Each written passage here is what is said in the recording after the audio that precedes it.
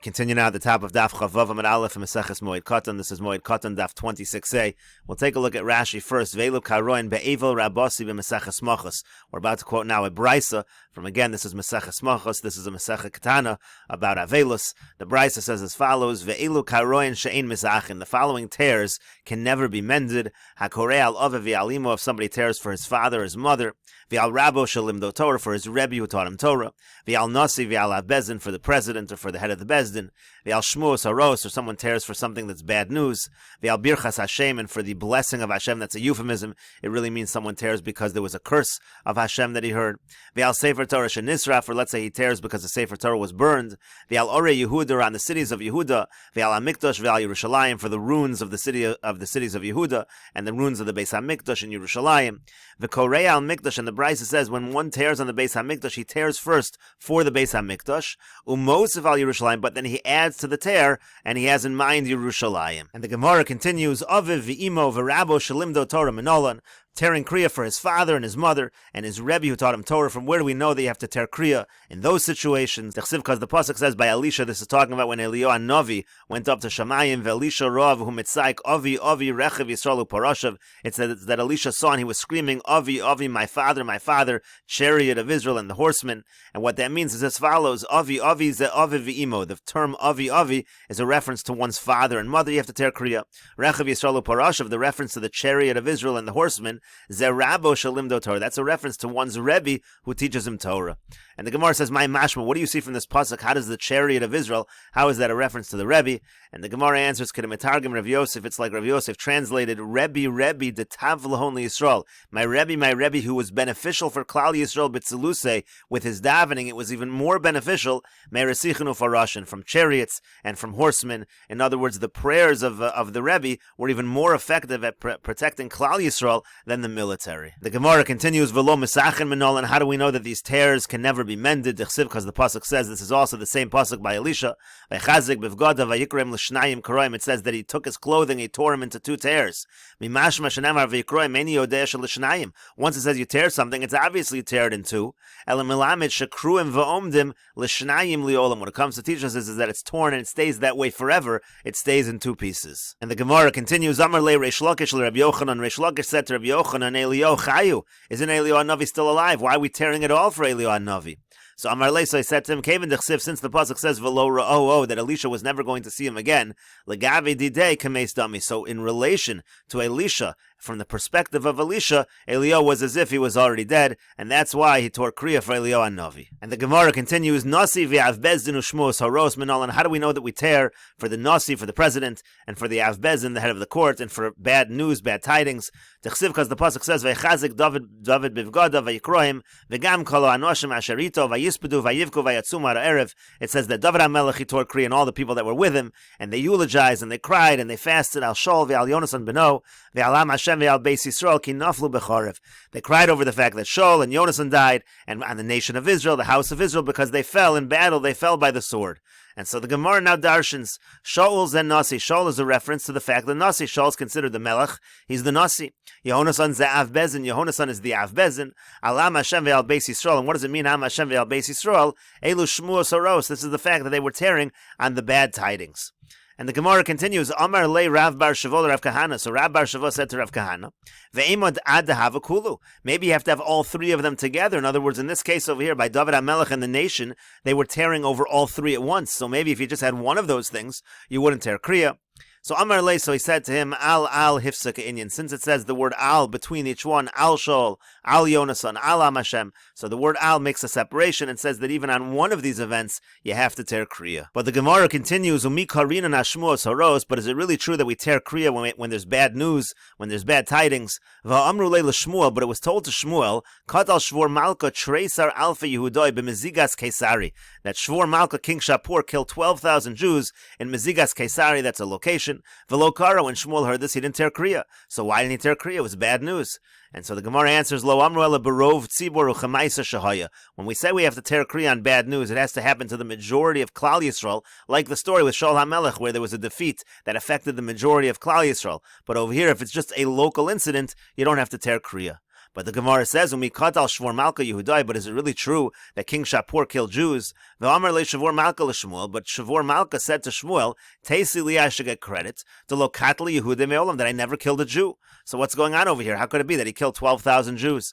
And so the Gemara answers, no, Hasim over there, Inu Garmi Lanafshayu, those Jews actually brought it upon themselves.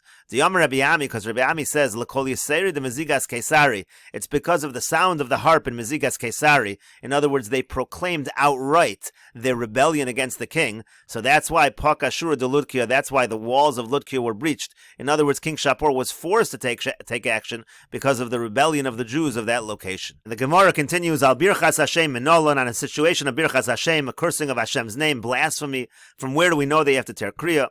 Because the pasuk says, "Vayavu El Yakim ben Chilki Asher Labayis v'Shevna Hasofer v'Yoach ben Asaf Hamazkir." It says El Yakim, who was appointed over the palace, and Shevna the scribe, and Yoach ben Asaf, he was the recorder. They came to Chizkiyo Kirue begadim, and they had torn clothing. And the situation over there was they heard blasphemy from Rav Shakeh. So you see that you have to tear clothing, you have to tear kriya when you hear blasphemy. And so the Gemara says, Tanu Rabban, and the rabbis taught, Echad HaShomeya ve'echad HaShomeya mipi HaShomeya. Whether you hear it directly, or even if you hear from the witnesses the report of the blasphemy, you're chayiv to tear the kriya. Chayiv lekro, in both cases, you have to tear kriya. V'ha'edim, but these edim that report that they heard it, the ones that are saying it over to somebody else, to the bezdin, einon chayavin lekro. They don't have to tear. Shekvar karush b'shah shashamu, because they already tore kriya when they heard it originally. In other words, when the edim are reporting it, the people who hear it from the edim need to tear kriya, but the edim don't need to tear again. So the Gemara says, "B'shah shashamam, I have it." At the time that they heard it, who cares that they tore then? Hakashami hashta, they're hearing it again now, so they should have to tear again. And so the Gemara says, "Lo sakadaitach." Don't think that's the case. Because the pasuk says back again by this story by Chizkiyo, "Vayi kishma hamelech Chizkiyo vayikra es begadav." It says when Chizkiyo heard the report, he tore his clothing. Hamelech kara means to say the king tore his clothing. V'heim lo karu, but they who reported it, they didn't tear a second time because they had already torn their clothing at the time the incident occurred. And the Gemara continues, "V'lo mesachin minolan." How do you know that in this case over here of blasphemy that you don't mend the tears? Where do we know that from? And the Gemara says, "Asya kriya kriya," make a gzerah kriya kriya. It says over here the word kriya, and it says also by Elisha and Eliyahu Navi, it says the same word kriya, just like over there, you don't mend the tear, so too over here, the same is true. And the Gemara continues, Sefer Torah shenisraf minolan. How do you know a Sefer Torah that burns? How do you know you have to tear kriya? Because the pasuk says, "Vayi kekro Yehudi shalosh delosos v'arba." It says when he read 3 or 4 leaves, it means to say 3 or 4 psukim. Vayikro'ea besar asofer v'hashlech elo'ei shaloach. So he tore it. He tore these words out of the scroll and threw it into the fire. And so the Gemara says, "My shalosh delosos v'arba." What does it mean over here when it talks about the 3 or the 4 leaves? What's the story going on over here in Sefer Yirmiyahu? So Amr Leila Yehoyakim, so they said to Yehoyakim, who was the king, they said as follows, Kosav Yirmiyah Sefer Kinos, that Yirmiyah is writing a book of lamentations, a prophecy about the bad things that are going to happen. Amr Lu, so he said to them, Maksibe, what does it say in this book? So he says, Echa Yashva Badad, it says that the city is going to sit in solitary. Amar Lahu, so he said to them, Ana Malka, I'm the king. It doesn't apply to me, it applies to the people of the city, the common people. Amrulay, so they said to him, Bacho Sifke Balayla, talks about everyone's going to be crying. Again, Ana Malka, I'm the king, it doesn't apply to me. Galsa Yehuda Meoni, everyone's going to be exiled. Ana Malka, I'm the king, it doesn't apply to me. Darchetzian Avelos, everyone's going to be in mourning. Ana Malka, I'm the king, it doesn't apply to me. Hayu Tzarel Arosh, but then they read the pasuk which says that the adversaries are going to take over. The king is going to be dethroned, and the enemies will take over. So Amar Lahu said to them, Man Amr, who says this? So they kept on reading, Ki Hashem Hogal Rov Peshoel. It says that Hashem is the one because of the many sins. That's what Hashem is going to do to the Jewish people. Miyad Kadar Kol Azkaro Sheba. So then what the pasuk means is immediately he cut out all the names of Hashem in the scroll. Besarfan Ba'esh, and he burned them in fire. And then that's what the pasuk means when it says v'lo pachdu v'lo karu es bigdeim. It says they weren't afraid and they didn't tear their clothing when they saw this scroll being burned. Mechlal debo lemikra. We learn from there it's implied that really there was a requirement they should have torn kriya. You see that you should tear kriya when a Sefer Torah is burned. And so the Gemara continues, Amar le Rapapa le Abaya. So Rapapa said to Abaya, Eimur mishum shmuos haros. Maybe that pasuk that says, that implies they should have torn kriya, is because of the bad tidings that were in the Sefer. It's talking all about the Avelos and the destruction. Maybe it has nothing to do with the fact that the Sefer was burned. Amrle, so he said back to him, Shmo Suros Ba'ishayta Mihava. There was no bad tidings at that time. This was a prophecy of future events. It wasn't current events, and therefore, if they were supposed to tear Kriya, it was because of the burning of the Sefer. And the Gemara continues, Amar Rav Chelbo, Amar Rav Huna. Rav Chelbo says in the name of Rav Huna, Haroah Sefer Torah Shenikra, if somebody sees a Sefer Torah that's torn, Chayev L'kro Shtei Kriyos. He's obligated to tear 2 Kriyos, Echad Halakvil, 1 because the parchment was torn, V'echad Halaksav, and 1 because of the writing. Shenemar, like the pasuk says, also by Yirmiyahu over here, Acharei Surof HaMelech Es HaMegillah, V'es HaDevarim, it says, after the king burned the Megillah, the scroll, and the Devarim, the words that were written in it, you see your Chayev 2 Kriyos. The Gemara continues, Rabbi Abba v'Rav Huna bar Chia have a yasvi kami to Rabbi Abba and Rav Huna bar Chia. They were sitting in front of Rabbi Abba. Boy lafnuya, he wanted to go to the bathroom. So shakli letotafde, so he took his tefillin achtei abesadye, put it on a cushion. So Asoy Basna Amisa, so an ostrich came and Boil Lemivlet attempted to swallow the tefillin. Amar, he said, Hashtay chayvin lishtei kriyos. If this animal had been successful and it would have been something that wasn't preventable, so I would have had to tore 2 kriyos on the fact that these were destroyed.